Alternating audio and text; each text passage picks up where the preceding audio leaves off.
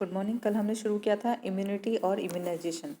ये इम्यूनिटी दो प्रकार की होती है, प्राकृतिक प्रतिकारिता और कृत्रिम प्रतिकारिता। हमने प्राकृतिक प्रतिकारिता देख लिया था, इसको भी दो भागों में बांटा गया है, व्यक्तिगत और जातिगत। अब नेक्स्ट हम शुरू कर रहे हैं कृत्रिम। कृत्रिम या अर्जित प्रतिकारिता की प्राप्ति सक्रिय निष्क्रिय प्रक्रियाओं द्वारा होती है। पहला है सक्रिय प्रतिकारिता। सक्रिय प्रतिकारिता तब होती है जब व्यक्ति रोगाणुओं के प्रत्येक संपर्क में आता है और उसके शरीर में उसके प्रतिरक्षी निर्मित होते हैं। सक्रिय प्रतिकारिता को विकसित करने में कुछ समय लगता है, जैसे कि कुछ महीने से लेकर कुछ सप्ताह तक, लेकिन अगर एक बार ये विकसित हो जाती है तो लंबे समय तक बनी रहती है। इसको प्राप्त करने के भी दो तरीके होते हैं। जैसे पहला है रोग होने के बाद, यदि किसी व्यक्ति को वो किसी रोग से संक्रमित हो गया है तब, तो उस रोग से रक्षा करने के लिए शरीर में बहुत बड़ी संख्या में एंटीबॉडीज का निर्माण होता है। इन्हीं एंटीबॉडीज की उपस्थिति के कारण शरीर में पुनः वो रोग नहीं होता और वो लंबे समय तक इन रोगों से सुरक्षित रहता है, जैसे कि पोलियो, डिप्थीरिया, पित्तज्वर, खसरा, चेचक आदि। ये रोग एक बार हो जाते हैं तो दोबारा कभी नहीं होते, या होते भी है तो इसका कोई हानिकारक प्रभाव नहीं पड़ता, बहुत हल्के रूप में होते हैं। तो सेकंड है टीकों के द्वारा। इस प्रकार की प्रतिकारिता टीके लगाकर प्राप्त की जाती है। इससे व्यक्ति कुछ समय तक रोगों से सुरक्षित रहता है। टीके तैयार करने के लिए निम्नलिखित वैक्सीन उपयोगी होता है, जैसे कि जीवित वैक्सीन बीसीजी, प्लेग, टाइफाइड टीका जीवित विजाणु से तैयार होता है। इसके अलावा मृत वैक्सीन करने के लिए बैक्टीरिया वायरस को अधिक ताप या रासायनिक पदार्थों का उपयोग करके मार दिया जाता है, जैसे कि हेजा, प्लेग, मेनिनजाइटिस, टाइफाइड, पेरिटूस आदि के टीके तैयार किए जाते हैं। तीसरा है विष द्वारा। कुछ जीव विष पैदा करते हैं, विष का प्रयोग करके टीका तैयार किया जाता है, जैसे कि डिप्थीरिया और टिटनस का। तो यहाँ पे एक टेबल दे रखी है, इसमें दिखाई पड़ रहा है कि टीके तैयार करने के लिए हमें किस प्रकार के प्रतिकारिता एजेंट का प्रयोग किया जाता है, देखिए जीवित, मृत और टैक्सोइड।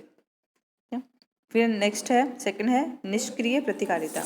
निष्क्रिय प्रतिकारिता तब होती है जब किसी जानवर या मानव उत्पन्न प्रतिरक्षी को अन्य मानव में प्रवेश कराकर उसमें इस रोग के प्रति प्रतिकारिता क्षमता को प्रेरित किया जाता है।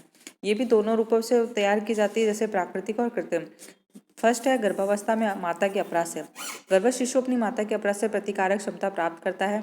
गर्भ शिशु में स्थानांतरित जो हो जाते हैं, इस प्रकार प्रतिरक्षी शिशु को प्रथम 6 महीने तक कई रोगों से, जैसे कि चेचक, टिटनस, डिप्थीरिया, खसरा, पोलियो, बड़ी मात्रा से रक्षा करता है। और ये जो इम्यूनिटी होती है माता की प्रतिरक्षण क्षमता पर निर्भर करती है। दूसरा उपाय है इसका स्तनपान द्वारा। शिशु जन्म के समय माता के स्तन में दूध का निर्माण होता है, इसमें कोलेस्ट्रॉम होता है।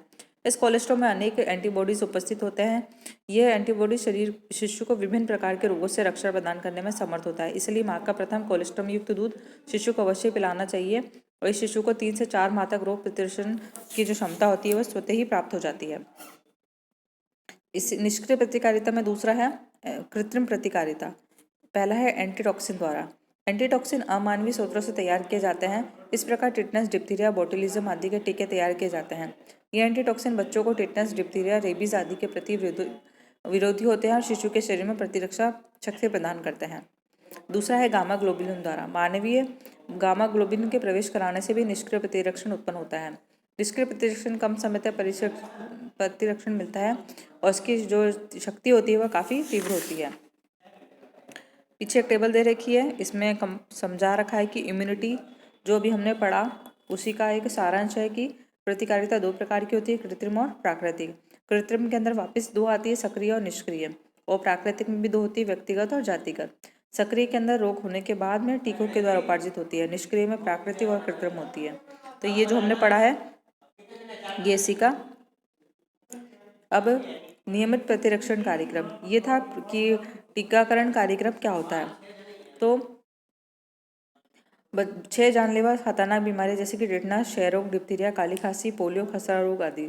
हर साल भारत में 2 लाख बच्चे इन खतरनाक बीमारियों से या तो मर जाते हैं या कहीं ना कोई भयंकर रोगों का शिकार हो जाते हैं। तो इसके लिए एक जो कार्यक्रम चलाया जाता है वो है टीकाकरण, इम्यूनाइजेशन। विश्व स्वास्थ्य संगठन ने मई 1974 में विश्व व्यापक टीकाकरण के लिए कार्यक्रम तैयार किया गया।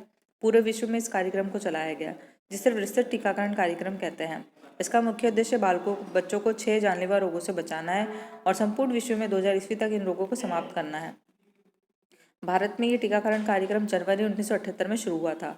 विस्तृत टीकाकरण कार्यक्रम का नाम बदलकर 1985 में यूनिवर्सल चाइल्ड इम्यूनाइजेशन 1990 रखा गया। भारत में यूनिवर्सल इम्यूनाइजेशन कार्यक्रम नवंबर 1985 में श्रीमती इंदिरा गांधी की यादगार में शुरू हुआ था। तो विस्तृत टीकाकरण कार्यक्रम जो है विश्व स्वास्थ्य संगठन द्वारा इसकी एक सूची तैयार की गई है, जिसमें ईपीआई ग्लोबल सहकार समिति की सलाह से अनुशंसा की गई कि बीसीजी तथा पोलियो का टीका जन्म से ही शिशु को दिया जा सकता है। इसके बाद 6 हफ्ता में डीपीटी तथा पोलियो दोनों का टीका एक साथ दिया जा सकता है। ये दोनों टीके एक साथ देने से किसी भी प्रकार का कोई नुकसान नहीं है, बल्कि ये सुरक्षित और प्रभावी होते हैं। तो विश्व स्वास्थ्य संगठन के द्वारा विस्तृत टीकाकरण कार्यक्रम की एक सूची बताई गई है, जैसे कि जन्म के बाद बीसीजी और ओरल पोलियो की खुराक पिलाई जाती है। ओरल मतलब मुंह से 2 बूंद पोलियो की दवाई पिलाई जाती है। फिर 6 हफ्ते का जब बच्चा होता है तो उसको डीपीटी का टीका लगता है और ओरल पोलियो की दवाई पिलाई जाती है। फिर जब बच्चा 10 सप्ताह का होता है तो डीपीटी की सेकंड खुराक और ओरल पोलियो पिलाया जाता है। 14 हफ्ता का होने पर डीपीटी की थर्ड इंजेक्शन लगता है और ओरल पोलियो के, और 9 माह पे खसरा। तो ये विश्व स्वास्थ्य संगठन है कि WHO के द्वारा जो टीकाकरण कार्यक्रम बनाया गया उसकी सूची है और इसी के अकॉर्डिंग टीके लगाए जाते हैं। राष्ट्रीय टीकाकरण सूची। राष्ट्रीय टीकाकरण सूची के अंतर्गत पहला टीका शिशु को जन्म के 1.5 माह की उम्र के भीतर लगाया जाता है। दूसरा तीसरा टीका 1-1 माह के अंतराल पर लगाया जाता है और पोलियो की जो वैक्सीन होती है वो मुंह द्वारा पिलाई जाती है। इस सूची में गर्भवती माता को टिटनेस से बचाव के लिए टिटनेस टॉक्साइड का टीका गर्भ के 4थे माह से लेकर 9 माह तक कभी भी लगाया जा सकता है। टिटनेस का दूसरा टीका पहले टीके के 1 महीने के बाद में लगाया जाता है। तो जो नेशनल इम्यूनाइजेशन शेड्यूल है यानी कि राष्ट्रीय टीकाकरण जो सूची है वो भी यहाँ पर दिखाई गई है, दर्शाई गई है, जिसको आप आसानी से पढ़ के समझ सकते हैं। जैसे कि जो शिशु है उसको जन्म से 1.5 माह से 9 माह तक के अंतराल पर बीसीजी, पोलियो और डीपीटी के 3 इंजेक्शन दिए जाते हैं। फिर जब बच्चे की बात आती है तो 18 महीने के बच्चे को डीपीटी का बूस्टर, 2 वर्ष में पोलियो की टीका, 5 से 6 वर्ष में डीटीडी, 5 से 6 वर्ष का टाइफॉइड टिटनेस और 10 वर्ष का होने पर टेटनस टॉक्साइड टाइफॉइड का टीका लगाया जाता है।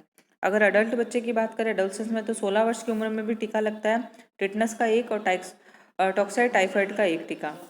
फिर गर्भवती महिला की अगर बात करें तो 4 माह से 9 माह तक टिटनेस टॉक्साइड के 2 टीके इनको लगाए जाते हैं और खुराक के बीच में कम 1 माह से कम दिन का अंतराल नहीं होना चाहिए। साधारण सर्दी जुकाम में बुखार में टीके लगवाया जा सकता है।